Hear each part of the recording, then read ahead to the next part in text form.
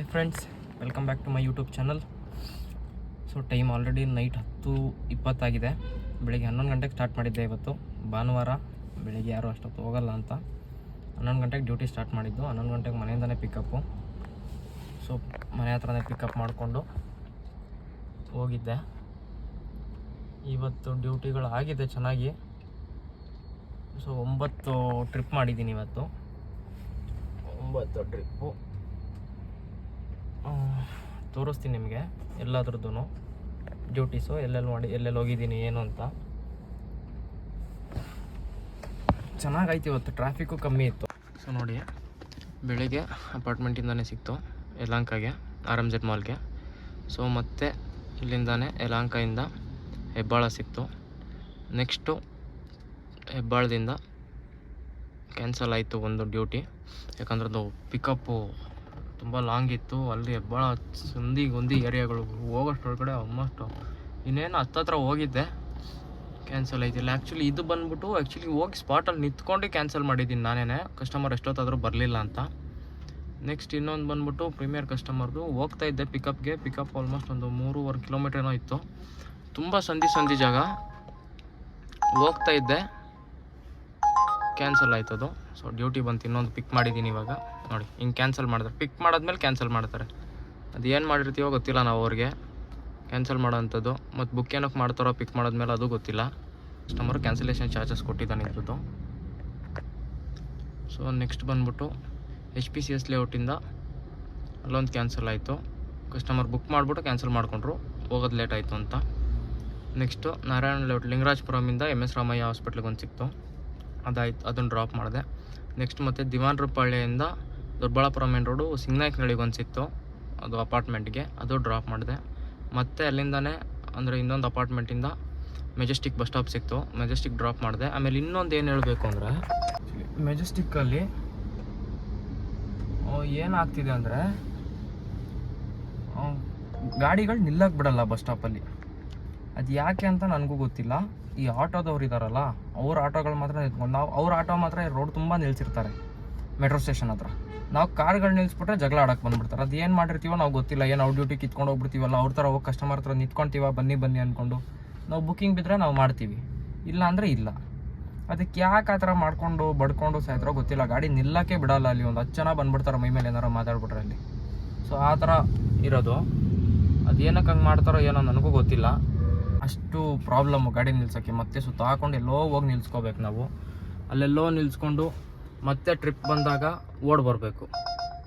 ಅದು ಎಲ್ಲಿರ್ತೀವೋ 1-2 ಕಿಲೋಮೀಟ್ರ್ ಮುಂದೆ ಹೋಗ್ಬಿಟ್ಟು ನಿಂತ್ಕೋಬೇಕು ನಾವು ಸುಮ್ಮನೆ ಇವ್ರು ಮಾಡೋ ಆಟೋಗಳಿಗೆ. ಇವ್ರು ಆಟೋದವ್ರು ಮಾತ್ರ ನಿಲ್ಸ್ಕೋಬೋದು, ನಾವು ಕ್ಯಾಬವ್ರು ನಿಲ್ಸಂಗಿಲ್ಲ. ಅಲ್ಲಿ ಏನು ಮಾಡಿದ್ದೀವೋ ನಾವಂತೂ ನಿಜವಾಗ್ಲೂ ಗೊತ್ತಿಲ್ಲ. ನಾವೇನೋ ಅವ್ರ ಕಸ್ಟಮರ್ನ ಕಿತ್ಕೊಂಡು ಹೋಗ್ತಾ ಇದ್ದೀವೋ ಏನೋ ಗೊತ್ತಿಲ್ಲ ನನಗಂತೂ. ಸೊ ಮತ್ತೆ ಇದು ಬಸ್ ಸ್ಟಾಪಿಂದ, ಮೆಜೆಸ್ಟಿಕ್ ಬಸ್ ಸ್ಟಾಪಿಂದ ನನಗೆ ಮತ್ತೆ ಒಂದು ಯಲಹಂಕ ಕಟ್ಟಿಗೆನಹಳ್ಳಿ ಸಿಕ್ತು. ಅಲ್ಲಿಂದ ಮತ್ತೆ ಶ್ರೀನಿವಾಸ ನಗರ ಯಲಹಂಕನೇ, ಅಲ್ಲಿಂದ ರಾಮಗೊಂಡನಹಳ್ಳಿ ಬಂದ್ಬಿಟ್ಟು ಇದ್ರ ಹತ್ರ CRPF ಯಲಹಂಕ CRPF ಹತ್ರ. ಸೊ ಅಲ್ಲಿಗೊಂದು ಸಿಕ್ತು. ಮತ್ತು ಅಲ್ಲಿಂದ ಅಟ್ಟೂರ್ ಲೇಔಟಿಂದ ಹೆಸರುಘಟ್ಟ ರೋಡ್ ಒಂದು ಡ್ರಾಪ್ ಮಾಡಿದೆ. 99 ರೂಪಾಯಿ ಕೊಟ್ಟಿದ್ದಾನೆ ಅದಕ್ಕೆ, 3 ಕಿಲೋಮೀಟ್ರ್ ಡ್ರಾಪ್ ಇದ್ದಿದ್ದು.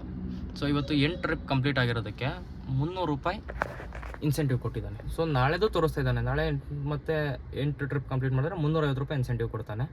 ಸೊ ಇವತ್ತು 8 ಟ್ರಿಪ್ ಕಂಪ್ಲೀಟ್ ಆಯ್ತು. ಇವತ್ತು ಕಂಪ್ಲೀಟಾಗಿ 8 ಟ್ರಿಪ್ಪು ಕಂಪ್ಲೀಟ್ ಆಗಿದೆ. ಸೊ ಅದ್ರದ್ದು 300 ರೂಪಾಯಿ ಕೊಟ್ಟಿದ್ದಾನೆ. ನೆಕ್ಸ್ಟ್ ಅದಾದಮೇಲೆ ವಡೇರಹಳ್ಳಿಯಿಂದ ಕಟ್ಟಿಗೆನಹಳ್ಳಿ, ಇದು ಆ್ಯಕ್ಚುಲಿ ಇವಾಗ ಮಾಡಿದ್ದು ಡ್ರಾಪು. ಸೊ ಇದು ಡ್ರಾಪ್ ಮಾಡಿದೆ. ಇನ್ನೊಂದು ಡ್ಯೂಟಿ ಬಂದಿದ್ದು ಕ್ಯಾನ್ಸಲ್ ಆಯಿತು ಪಿಕ್ ಮಾಡಿದ್ಮೇಲೆ. ಸೊ ಇವತ್ತು ಇಷ್ಟಾಗಿದೆ, 2665 ರೂಪಾಯಿ ಅರ್ನಿಂಗ್ಸ್ ಆಗಿದೆ. ಇವಾಗ ಇನ್ನೂ ಕಾಯ್ತಾ ಇದ್ದೀನಿ, ಮನೆ ಕಡೆ ಯಾವ್ದಾದ್ರು ಡ್ಯೂಟಿ ಬಿಟ್ಟರೆ ಪಿಕ್ ಮಾಡ್ಕೊಂಡು ಹೋಗೋಣ ಅಂತ. ಸೊ ನೋಡೋಣ. ಇವತ್ತು ಆ್ಯಕ್ಚುಲಿ ಇನ್ನೂ ಒಂದು ಪಾಯಿಂಟ್ ಇದೆ, ಗ್ಯಾಸು ಖಾಲಿಯಾಗಿದೆ. ಆಲ್ಮೋಸ್ಟ್ ಒಂದು ಗ್ಯಾಸ್ CNGಲಿ ನೀವು ಮಾಡ್ತೀರಂದರೆ ಒಂದು ಟ್ಯಾಂಕ್ CNGಗೆ ಒಂದು 3000 ಅರ್ನ್ ಮಾಡ್ಬೋದು. ಬರೀ ಊಬರಲ್ಲಿ ನಾನು ಮಾಡಿರೋದು ಇವತ್ತು, ಬೇರೆ ಯಾವುದೂ ಮಾಡಿಲ್ಲ. ನಾನು ಊಬರ್ ಒಂದೇ ಮಾಡ್ತಾ ಇರೋದು. ಬೇರೆ ಏನಾಗುತ್ತೆ, ಇವಾಗ ಓಲಾದಲ್ಲಿ ಮಾಡ್ಬೋದು. ಓಲಾದಲ್ಲಿ ಡ್ಯೂಟಿ ಕಮ್ಮಿ ಇದೆ, ರೇಟ್ ಚೆನ್ನಾಗಿ ಕೊಡ್ತಾನೆ, ಇಲ್ಲ ಅಂತಿಲ್ಲಲ್ಲ. ಓಲಾದಲ್ಲಿ ನಮ್ಮ ಹತ್ರಲಿಲ್ಲ, ಬಟ್ ಊಬರಲ್ಲಿ ಡ್ಯೂಟಿ ಜಾಸ್ತಿ ಕೊಡ್ತಾನೆ. ಅಲ್ಲಿ ನಾವು ವೇಟ್ ಮಾಡೋ ಪೀರಿಯಡಲ್ಲಿ ನಾವು ಇಲ್ಲಿ ಓಡಾಡಿದ್ರೆ ಆ ದುಡ್ಡನ್ನ ಇಲ್ಲಿ ಅರ್ನ್ ಮಾಡ್ಕೋಬೋದು ನಾವು. ಸೊ ಇವತ್ತು 9 ಟ್ರಿಪ್ ನಾನು ಕಂಪ್ಲೀಟ್ ಆಗಿರೋದು 8665 ರೂಪಾಯಿ ಕೊಟ್ಟಿದ್ದಾನೆ ಇವತ್ತಿನ ಅರ್ನಿಂಗ್ಸ್.